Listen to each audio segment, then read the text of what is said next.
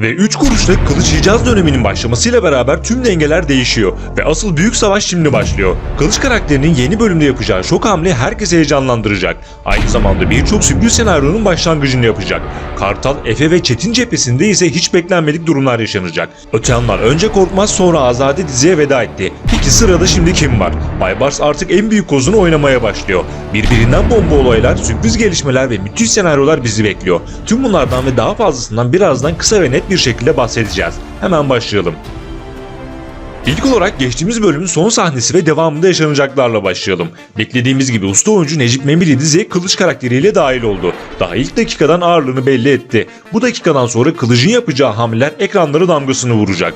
Baybars en güvendiği iki kişiyi yani Korkmaz'ı ve Azade'yi kaybetti. Durumlar böyle olunca en büyük kozunu sahaya sürdü. Elbette bu durum Şahin'in hiç hoşuna gitmedi. Hatta Azade ölmeden hemen önce Şahin'e asıl canavarı özgür bıraktın, ezilerek öleceksin diyerek hem Kılıç'ın nasıl bir karakter olduğunu belirtti hem de Şahin'in ölümüyle ilgili ince bir spoiler verdi. Kılıç'ın gelmesi Şahin'in tüm planlarını alt üst etti. Baybars'ın bir numaralı adım olmayı bekleyen Şahin, Kılıç'ı görünce adeta şok oldu. Bu andan sonra Şahin için artık iki yol var. Birincisi tarafını değiştirerek Kartalların yanına geçip Baybars'a karşı savaşmak, ikincisi ise Baybars ve Kılıç'ın yanında ezile ezile yok olmak. Şahin muhtemelen ilk etapta ikinci yolu seçecek. Peki Kılıç karakteri neler yapacak? Neleri değiştirecek? Sürprizleri ne olacak? Şimdi gelelim bu konuya.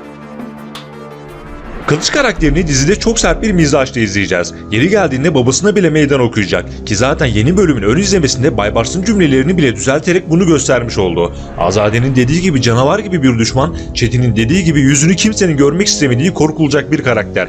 Kılıç bir yandan Baybars'ın işlerini yoluna koymaya başlarken bir yandan da kendini Kartal, Efe ve Çetin'e gösterecek. Doğal olarak hamleleri beklenildiği gibi çok sert olacak. Son iki bölümde Baybars'ın adamları öldü ve kan kaybeden Baybars oldu. Fakat bu defa Kılıç'ın sahneye çıkmasıyla işler değişecek ve Kartal, Efe, Çetin cephesinde ciddi kan kayıpları başlayacak.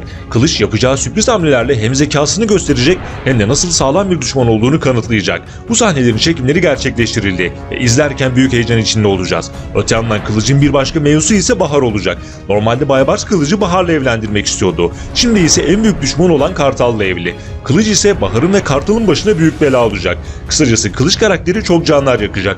Bunları yaparken sakince, yavaşça ve zekasını kullanarak yapacak. Baybars'ı en büyük kozu olarak hayal kırıklığına uğratmayacak. Şimdi gelelim bir başka büyük sürprize. Kartal, Efe ve Çetin arasında işler farklı boyutlara doğru ilerleyecek. Kartal'ın asıl amacı Bahar'ı ve oğlunu koruyarak Baybars'a ulaşmak. Son olarak Neriman'ın yardımıyla hayatları kurtuldu ve Baybars'a sağlam bir ders verdiler. Üstelik Cesu, Ruşen ve Mesut'la adamları Kartal'a büyük destek oldular. Bu desteklerin devamı gelecek. Bunun yanı sıra Kartal, Bahar'la oğlunu babaannesinde güven altında tutmaya devam edecek fakat bu durum çok fazla uzun sürmeyecek. Hatta medyum havası veren Kartal'ın babaannesi Saliha ince bir spoiler vererek her şeyden korkmayın, olanlar olacak zaten diyerek büyük belanın kapıda olduğunu anlatmış oldu. İlk aşamada Bahar veya Ateş'e zarar gelmesi beklenmiyor fakat ilerleyen bölümlerde sürpriz senaryolar bizi bekliyor. Bunun yanı sıra iki sürpriz senaryo daha izleyeceğiz. Biri Efe ve Leyla ile ilgili, diğeri ise Çetin'le ilgili. Şimdi kısaca bu mevzulara değinelim. Efe bir önceki videoda bahsettiğimiz gibi büyük bir adım atarak Leyla'ya evlenme teklif etti ve gönlünü almayı başardı. Artık bu ikilinin arası eskisinden de iyi olacak. Hatta Kartal bile ilişkilerine karşı çıkmayacak. Tam aksine onlara destek olacak.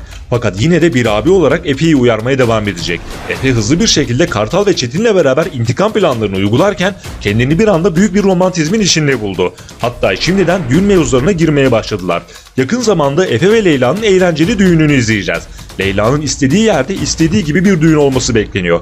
Ancak yine de söz konusu düğünler olunca belalar ve olaylar eksik olmuyor. Bakalım Kılıç karakteri Leyla ve Efe'nin mutluluğuna gölge düşürecek mi? Bir başka sürpriz senaryo ise Çetin'le ilgili yaşanacak. Çetin sürpriz bir şekilde hayatta tek sevdiği insan olan Azade'yi kaybetti ve öfkeli olduğu babasına artık daha da öfkeli olacak. Gözünü karartarak intikam planları yapacak. Fakat Baybars bölümler önce Çetin'i çok fazla ileri gitme diyerek uyarmıştı. Aksi durumda gerekirse öldürebileceğini ima etmişti. Şimdi ise Çetin Baybars'a karşı sınırlarını aşmaya başlayacak. Sonrasında özellikle Kılıç'ın gelişiyle beraber Çetin'i pek iyi senaryolar beklemiyor. Hatta Çetin karakterine 2 bölüm içine veda edilmesi bekleniyor. Elbette vedasından önce Neriman'ın oğlu olduğu gerçeği herkes tarafından öğrenilecek. Başta Kartal olmak üzere bu durum herkesi şaşkına çevirecek. Neriman ise Baybars'ın Kartal'ı öldürme planları yapmaya başlamasından sonra kritik hamleler yapacak. Bir bakıma içeride olarak durumları Baybars'a çaktırmayıp Kartal'lara yardım etmeye çalışacak. Bunun ilk örneğini geçtiğimiz bölümde gördük ve devamı gelecek. Önceki videolarda da dediğimiz gibi Neriman'ın Kartal'a kendini affettirmesinin tek yolu ona Baybars'ı vermek, Baybars'a ulaşmasını sağlamak olacak. Bunların yanı sıra Azade ve Baybars arasında geçen konuşmada Baybars, Azade'nin babasından bahsetti. Hatırı sayılır biri olduğunun altını çizmişti. Bakalım önümüzdeki bölümlerde Azade'nin babası kızının intikamı için diziye dahil olacak mı? Aslında iyi tarafta duracak sağlam ve oturaklı bir karaktere ihtiyaç var. Böyle bir karakter Kartal ve Efe'nin Baybars'la olan mücadelesinde kritik bir konuma sahip olacaktır. Aksi durumda Kılıç'ın da gelmesiyle beraber Baybars açık ara üstün konumda olarak kazanan taraf olacak. Yeni bölümde tansiyonun düşük olduğu anlarda Oktay'ı eski mahallesinde göreceğiz. Oktay normalde Şahin'den bunu isteyecekti fakat Şahin babasının yüzüne bile bakmadı. Durumlar böyle olunca Oktay bir başına ayaklanarak mahalleye gidecek ve duygu dolu dakikalar yaşatacak. Diğer yandan Leyla da mahalleye gelerek yine herkese öfkeli davranacak. Tabii bir de zor zamanlar geçiren Halide'yi kontrol edecek. Halide'nin de kısa sürede Kartal'ın yardımıyla bu bataklıktan kurtulması beklenecek. Şahin'in mahalledeki hakimiyetin bitmesine ise çok az bir zaman kaldı. Kartal ve ekibi her şeye rağmen güçlü bir duruş sergileyerek yine birçok kişi arkasına almayı başaracak. Ancak bunlar yaşanırken Kartal'ın Şahin'i öldüreceği tarzında bir senaryo beklenmiyor. Zaten Kartal bu konuyla ilgili kardeşimizi vuracak değiliz diyerek düşüncesini açıklamıştı. Muhtemelen zamanı geldiğinde Şahin'in ölümü Kılıç'ın elinden olacak. Zaten daha ilk dakikadan Kılıç bakışlarıyla Şahin'i vurmaya başladı bile. Herkesi kandırmayı başarabilen Şahin, Kılıç'a karşı süt dökmüş kediye dönecek. Bir başka kritik konu ise Efe'nin babasıyla ve Bülent'le olan hesaplaşması olacak. Efe bir yandan asıl intikamıyla uğraşırken bir yandan da Baybars'la ilgili bildiklerini koz olarak kullanarak babasını ve Bülent'i köşeye sıkıştırmak isteyecek. Bu konuda Batu ve Sahir Müdür'ün desteğini arkasına alacak. En büyük desteği ise hiç şüphesiz Leyla'dan alacak. Dizinin reytinglerine baktığımızda resmi sayfalarında kullandığı klasik reyting sistemine göre totalde 4.87'lik bir oranla 6. AB kategorisinde 4.29'luk oranla 7. sırada yer alıyor. Dijital ölçümlerin de yapıldığı yeni reyting sistemine göre ise 8.46'lık bir oranla diziler arasında 2. sırada yer alıyor. Dizi film kategorisinde de sağlam bir reytingle üst sıralarda bulunuyor. Sosyal medya reytinglerine baktığımızda ise en çok konuşulan dizi olarak sosyal medyaya damgasını vurdu. Ancak önceden de belirttiğimiz gibi çok büyük bir ihtimalle bu sezon 28. bölümde final yapılacak ve final tarihi bir değişiklik olmazsa 30 Mayıs olarak belirlendi. 3 kuruşun finalinden sonra yine Ay Yapım tarafından pazartesi akşamlarına damgasını vuracak yeni bir dizinin daha gelmesi beklenecek.